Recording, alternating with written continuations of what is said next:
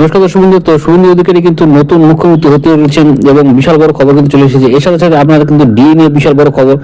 DA কিন্তু কোনো দান নাই, তিনি কিন্তু আগে জেনেছেন এবং কর্মচারীদের ন্যায্য অধিকার দেওয়ার জন্য বিজেপি সরকার কিন্তু বদ্ধপরিকর এবং আপনাদের কিন্তু প্রত্যেক দিনের মধ্যে সপ্তম পে কমিশন, এর সাথে সাথে কেন্দ্রীয় হারে ডিএ কিন্তু আপনারা খুব শীঘ্রই কিন্তু পেয়ে যাবেন। বিশাল বড় খবর কিন্তু মুখ্যমন্ত্রী শুভেন্দু বাবু কিন্তু এই বিষয়টি জানিয়েছেন। তো শুভেন্দু অধিকারীকে অভিনন্দন আমাদের তরফ থেকে, নতুন মুখ্যমন্ত্রী, বাংলার মুখ্যমন্ত্রী হওয়ার জন্য তিনি শপথ গ্রহণ করবেন কালকে।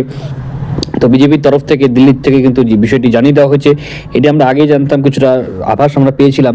তো সেই বিষয়টি ভালো হলো, তিনি যেমন যে তৃণমূলের বিরুদ্ধে যেভাবে লড়াই করে ভারতে এবং এটা নজির সৃষ্টি করেছিল, পশ্চিমবঙ্গে জয় লাভ করেছিল, তৃণমূলের অবশাসনের থেকে মুক্তি করেছিল বাংলার সমাজকে, তার জন্য তাকে কিন্তু সম্মান করা হলো।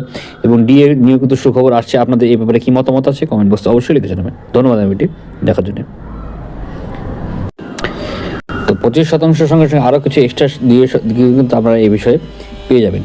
ধন্যবাদ।